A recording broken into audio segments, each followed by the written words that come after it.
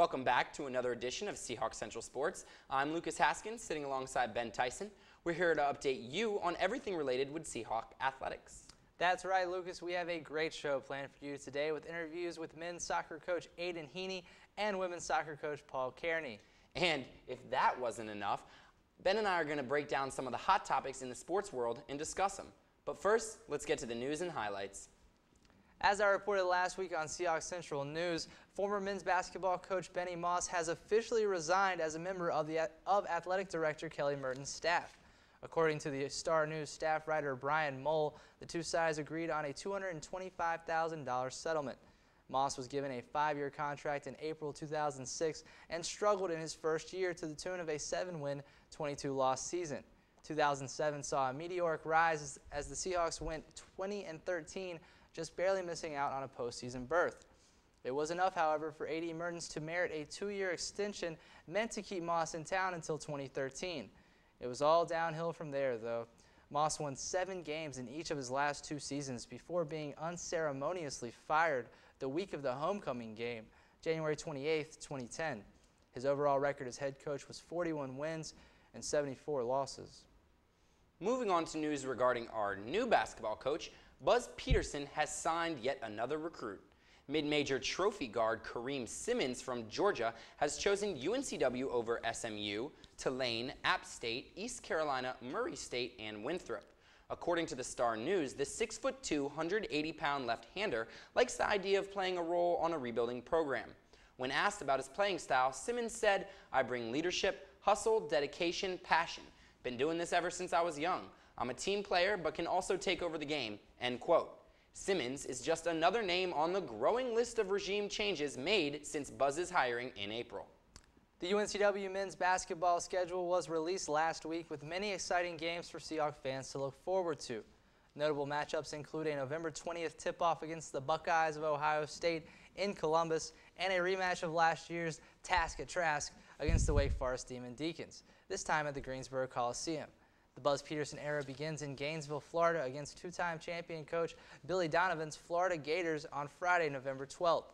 The first home game of the year will be the next Tuesday, November 16th, against the Liberty Eagles. The Colonial Athletic Association schedule begins at George Mason on November 4th and wraps up at Northeastern on Saturday, February 26th. Coach Peterson remarked, quote, "This year's schedule is very demanding and will be a challenge for our ball club. We play on the road quite a bit early on, but that will give our team an opportunity to get to know each other," end quote. 3 different UNCW athletic teams had tournaments this past weekend, and 2 were held here on campus. The volleyball team hosted the UNCW Courtyard by Marriott tournament this past Saturday at Hanover Hall. The Seahawks cruised to a 3-0 victory over South Carolina State in the morning match before falling 3-0 to UNC Greensboro in the nightcap. Against SCS, senior outside hitter Kelly Clear led the team with the career-high 10 kills, while junior middle blocker Kimberly Friedel added an impressive 7 kills without error. The volleyball team is on the road this week against Charleston Southern Tuesday and at Butler on Friday. Their next home game isn't until Friday, September 17th against NC State. As Lucas said, the volleyball team wasn't the only Seahawks team competing in a tournament this past weekend.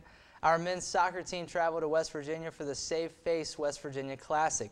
The nationally ranked Seahawks began the regular season with a 1-0 victory over the Binghamton Bearcats Friday in the first game of the tournament.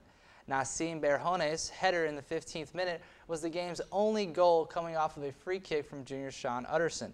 Goalkeeper Brock Duckworth had 4 saves in his 19th career shutout, enough to place him second on the all-time list at UNCW. In the final game of the Classic, the 23rd-ranked Seahawks lost to the unranked West Virginia Mountaineers in double overtime by a score of 3-2. Seth Babington struck first for the Seahawks in the 19th minute, giving them a lead that held until the 5th minute of the second half when WVU tied it up. The Mountaineers' Matt Drake notched the game-leading goal in the 68th minute, but just 10 minutes later, UNCW senior Daniel Roberts drew even on a direct free kick. Frank Tyau notched the game winner in the 102nd minute for West Virginia.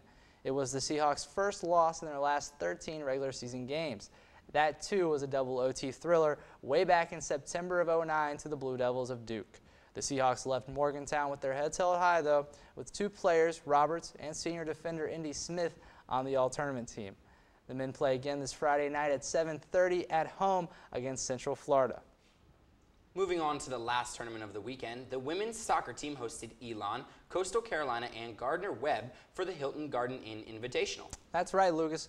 All 4 teams came to campus to try to claim the title of tournament champion. UNCW faced Coastal Carolina in the opening round on Friday night. Let's get to the highlights. Erin Pardini early in the second half attacking when she is fouled in the box after taking a shot and getting her own rebound. The yellow card goes to number 15, Cami Skladany of Coastal Carolina, wearing the white jerseys. Stephanie Rose takes the penalty kick and slams it in the back of the net for her first goal of the season. Good job, Stephanie. A little bit later in the second half, Amanda Holmes strikes from 22 yards out past goalie Jessica Barton to put the Seahawks ahead 2-0. And as you can see, Holmes again here trying to put the game away at 3-0. The shot is up, but it is unsuccessful. Failure to capitalize could cost the Seahawks, and it did. With 16 minutes left and down 2-0, Hannah Brown of Coastal Carolina strikes one in the back of the net. And there's Brown again in the corner, which is deflected into the goal by freshman Alyssa Clark to make it 2-2. And with less than 2 minutes remaining, Megan Simeone of the Seahawks commits a foul in the box on Anna Tupi, setting up a PK for the win.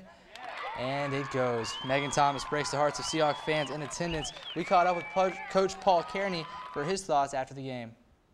You know, at 2-0, I think our team took our foot off the gas ever so slightly, and Coastal deserve a lot of credit. They battled and they worked hard, and when they got that goal, it gave them tons of energy, so they deserve a lot of credit.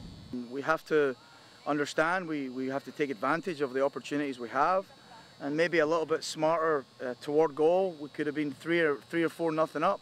When we're under pressure, not panicking, keeping our composure. You know, when they scored the first goal at 2-1, I still felt we were in control of the game, but we allowed them to make us lose our composure. So we're going to talk about that. We can't mope about a loss. There's nothing we can do about this. We've got to figure out what happened, watch some film, and then hopefully be better on Sunday. The Seahawks would try to be better Sunday as they faced the Gardner-Webb Bulldogs in the final game of the Invitational. Second place was on the line in the game, so let's get out to the highlights. We take you out of the Seahawks soccer stadium in 25th minute of action. Seahawks in white. Great pass from Sarah Nealon to an open Stephanie Rose. Finds herself one-on-one with the goalie, and man, she does not miss from that close. Credit Sarah Nealon with the assist. Notice this trend we got going here. Sarah Nealon, Stephanie Rose. I got a little more of that for you. Fast forward to just 1 minute later when Rose returns that favor to Nealon. Nice pass in the box and a great finish by Sarah. Hawks go up 2-0. Those two really got the chemistry going. Hopefully that's something we can depend on the front line all year long.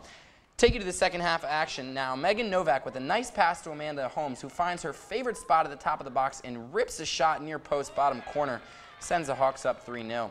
Just under 10 minutes left in the game. Stephanie Rose, some great moves, turns on the burners, gets herself into the box, puts the ball into a streaking Megan Novak, who scores the first goal of her senior season. Seahawks go on to win 4-0 and outshoot Gardner-Webb a staggering 24-8. We caught up with Coach Paul Kearney afterwards to talk about his 2 star forwards.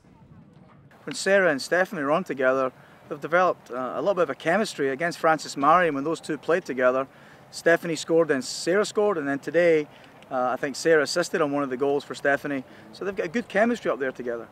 Our Rachel Nagel wraps up the tournament. I'm here at the final game at the Hilton Garden Inn Invitational. The Seahawks finished up with a record of 1-1, enough to grab second place. Elon came in at first, Coastal Carolina in at third, and Gardner-Webb finishing in 4th place. Sophomore forward Stephanie Rose stood out with a record of 2 goals and 2 assists. We caught up with her to get her thoughts on the weekend. Friday was a tough loss. I felt we should have and could have won that game, but we didn't. But we came out today and we persevered and we won. We got second place in the tournament, which is still better.